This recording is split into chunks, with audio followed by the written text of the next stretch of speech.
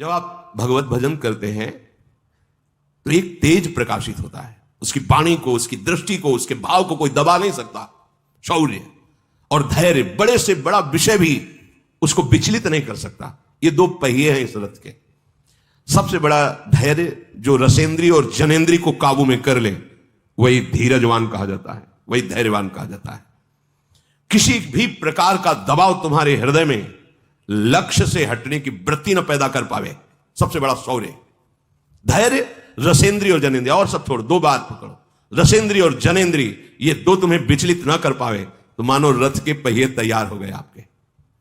किसी भी संबंध का, किसी भी पद का, किसी भी दुख सुख का प्रभाव ऐसा तुम्हारे हृदय में ना पड़े कि तुम अपने आराध्य देव से हट जाओ, और रसेंद्री जनेंद्री के भोग तुम्हें विचलित ना करें। ये दो पहिए हैं रथ के, सत्य और सदाचार। ये रथ में जो ध्वजा फहराता है उसका डंडा और ध्वजा है।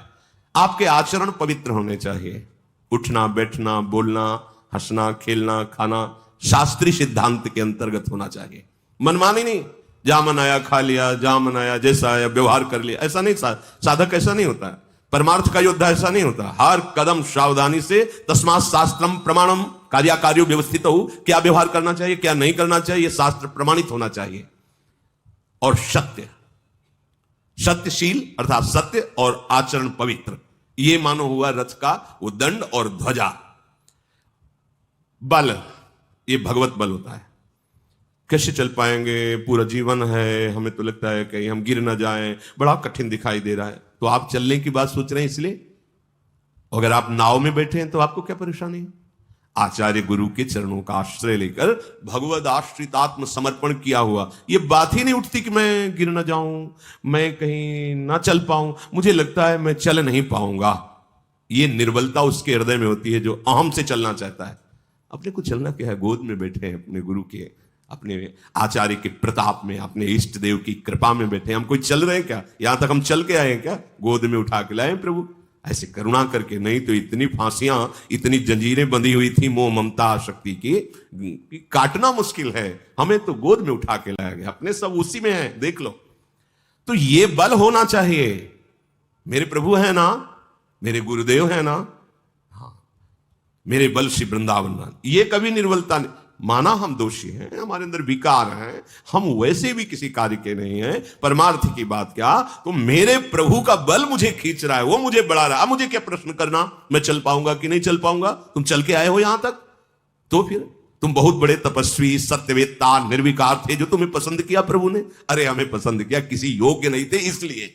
अब हमको अपनी योग्यता थोड़ी दर्शानी है, तो आपके हैं प्रभु, आप देखो। यह है परमार्थ के पथिक का बल और विवेक। इस बात पर रखना, मेरे प्रभु है ना, वो सब संभाल लेंगे। दम, इंद्रियों का वश होना, ये इस रथ के घोड़े हैं। बल, विवेक और दम, परोपकार की भावना, ये चार प्रबल घोड़े हैं जो हमें विजय दिलाते हैं। बड़ी तेजी से परमार्थ यात्रा में ये चलते हैं। क्षमा और दया समता रूपी डोरी से रथ में जोड़े हुए हैं। हर घोड़े को जो लगाम के द्वारा खींचा जाता है, क्षमा, इस मार्ग के पथिक को क्षमा रूपी डोरी से इन घोड़ों को बांधना है। कोई अपराध, भगवान तुम्हारा मंगल करे। दया, दूसरों को सुख देने की भावना, परोपकार। बढ़िया घोड़े तैयार, सत, बल, विवेक, दम और परोपकार रूपी घोड़े। ध्वजा तैयार, पहिए तैयार। अब हमें सारथी चाहिए। खास बात इस युद्ध में सारथी की है। युद्ध में अगर सारथी ठीक नहीं हुआ तो सब ठीक होने पर भी वो गलत दिशा में ले जाए तो बैरी मार सकता है। सारथी प्रवीण होना चाहिए। तो इस रथ में परमार्थ के पथिक का सारथी कौन है? ईस भजनु सारथी सुजाना, बिरति चर्म संतोष कृपाना। अपने आराध्य देव का अंतर रहित निरंतर चिंतन, ये चतुर सारथी है, विजय दिलाने वाला। बस सारा का सारा इस युद्ध में मार्ग में चलने वाले पथिक का जो मंगलमय विधान है, विजय श्री, वो सारथी के ऊपर टिका होता है। सारथी कौन है हमारा? ईश भजन सारथी सुजाना, बहुत ही जानकार, युद्ध में विजय दिलाने वाला, आए हुए हर अस्त्र शस्त्र से रथी को बचाना, यह सारथी का कार्य होता है। ऐसी पद्धति से रथ चला देना कि अस्त्र निष्फल हो गया, सामने वाले ने प्रहार किया, सारथी ने रथी को बचा लिया। कौन है? ईश भजन, अपने आराध्य देव को, राधा वल्लभ सिंह हरिवंश, राधा राधा राधा, ये हमारा सारथी है। गलत जगह ले नहीं जाएगा और गलत प्रहार करने वाले से हमको बचा लेगा, बिल्कुल पक्का। ईश भजन सारथी, ये अमृत में बात है। ईश भजन, देखो थोड़ा रथ कमजोर भी हो ना और सारथी चतुर हो, बहुत सावधानी से रथ को निकालेगा। रथ बढ़िया है और सारथी कमजोर है, कहीं भिड़ा देगा, बढ़िया से बढ़िया रथ भी चकनाचूर हो जाएगा। सारथी सुजान चाहिए। ईश भजन सारथी सुजाना। अब सारथी हो गया। अब बचाव पक्ष में जैसे कोई तलवार बाण चला तो ढाल के द्वारा बचाया जाता है, वो है बीरति चर्म, वैराग्य, किसी से अपनापन न रखना। और संतोष कृपाना, हमारे ऊपर वार करने वाले को जो नाश करने का कार्य है वो संतोष करता है। संतोष है भारी तलवार, हर परिस्थिति में हम राजी हैं उसी में जिसमें तेरी रजा। अरे महापुरुषों को अद्भुत अद्भुत निष्ठा, संतोष हर परिस्थिति में, ये तलवार है, हर पीड़ा को काट देगी, हर प्रहार को निष्फल कर देगी।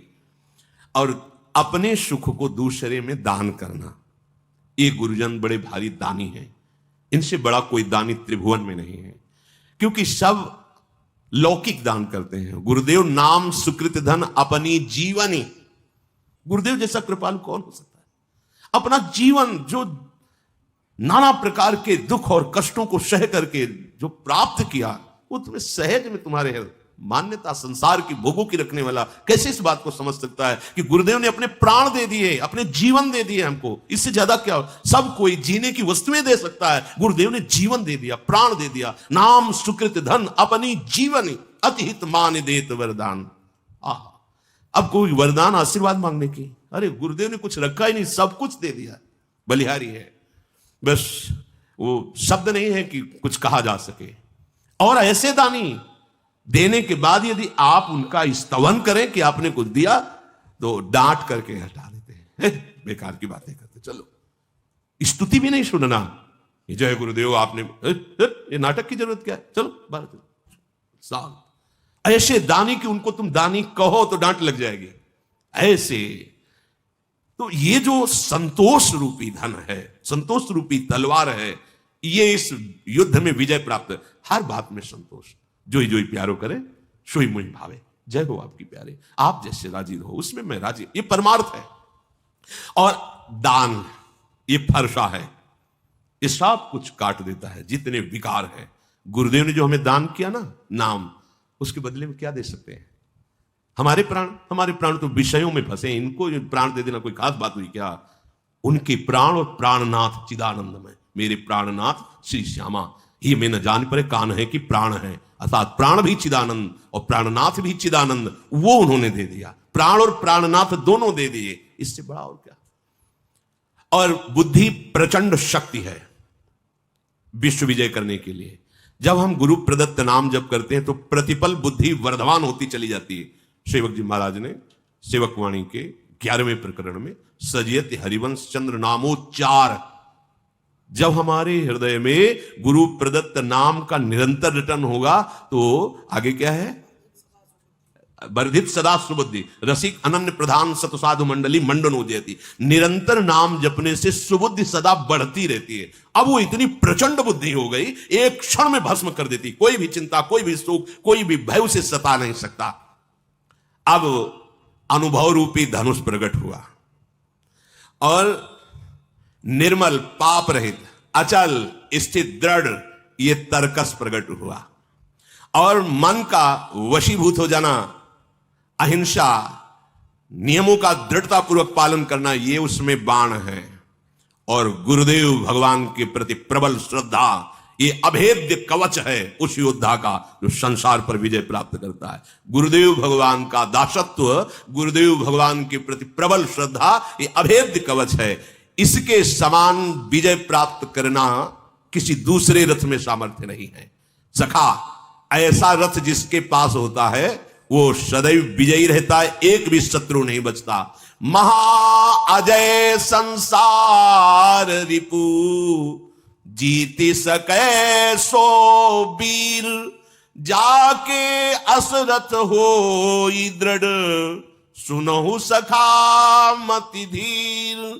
हे विभीषण, धीर बुद्धि वाले मित्र, जिसके पास ये रथ होता है वो जन्म मृत्यु रूप महाभयावह संसार के हर शत्रु पर विजय प्राप्त कर लेता है। ये रावण की बात क्या है, हर शत्रु पर बड़ा विजयी बनता है रावण, लेकिन काम से तो परास्त है, क्रोध से तो परास्त है, मोह से तो परास्त है, ईर्ष्या से परास्त है, द्वेष से परास्त है। किससे विजय पाया है? पार्थिव शरीरों से, लेकिन अंदर के शत्रुओं से घिरा हुआ परास्त पड़ा है भगवान। इसलिए ये रावण क्या, ये रथ जिसके पास है वो महा अजय, जिसे जीता नहीं जा सकता। संसार रिपु, संसार रूपी दुश्मन, जीत सके सो वीर, वही बड़ा बलवान है जो जीत विषम संसार कीर्ति जग विस्तर है। ये इस रथ से होता है। अगर अपने गुरुदेव के चरणारविंद की दृढ़ निष्ठा और दिया हुआ भजन, तो सारथी और कवच अभेद्य, फिर ये सारे लक्षण अपने आप आ जाएंगे। हमें चाहिए गुरुदेव के चरणों का आश्रय लेकर उनका प्रदत्त मंत्र या नाम निरंतर चलाओ। कोई तुम्हें परास्त नहीं, परास्त होते हुए भी तुम्हारी विजय श्री ही होगी। अभी तुम्हें लग रहा है मैं परास्त हो रहा हूं, युद्ध में ऐसा थोड़ी होता है कि एक ही बाण में विजय हो गई। देखो ना, कभी वो कभी जीते, कभी इधर जीते, कभी फिर इधर चढ़ाई, लेकिन अंत में विजय किसकी होती है? विजय उसी की मानी जाती है जिसकी अंत में विजय होती है। इस युद्ध में ऐसा नहीं देखना अब ये तो संसारी जन है, इनकी तो दृष्टि एक ही है, जरा सा कहीं बस खत्म उनका भाव, उनकी श्रद्धा। तो युद्ध है, लड़खड़ा सकता है, घुटने टेक सकता है। ऐसा नहीं कि शत्रु कमजोर है, काम क्रोध लोभ मोह मद मत्सर इतने भारी प्रपंचीय हैं कि अच्छा शत्रु को शत्रु समझे तब तो विजय प्राप्त कर ले, पर ये शत्रु ऐसे मीठे बन के आते हैं कि लगता है हम पर बड़ी कृपा है, ये हमारे बड़े दोस्त है, बड़ा सुख प्रदान करते हैं, तो जीतने का भाव ही खत्म हो जाता है। वो दुश्मन दुश्मन नजर नहीं आएगा, ऐसी प्रचंड माया है। क्यों ऐसा हुआ? सारथी ढुलमुल है, ईश भजन सारथी। तुम्हारा भजन नहीं चल रहा है, इसलिए नहीं, तुरंत सावधान। मान लो हम प्रमाद स्थिति में हो रहे, तो गुरुजनों के वचन जो होते, जैसे सोया जग, ओ बड़ी गलती हो, सावधान एकदम, फिर अपने मार्ग में चल, बचा लिया, बड़ी करुणा। तुम्हें यहां नहीं, तुम्हें वहां जाना है जहां यहां की कोई सवारी नहीं पहुंचा सकती, यहां का कोई साधन नहीं पहुंचा सकता।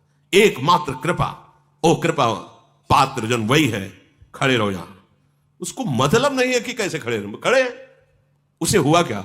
समझ में आ गया कि आपका अहम समर्पित, आपका तन समर्पित, आपका मन समर्पित, यही बंधन था। मनमानी करना, अहम का पोषण करना, अपनी इच्छाओं का पोषण, यही बंधन है।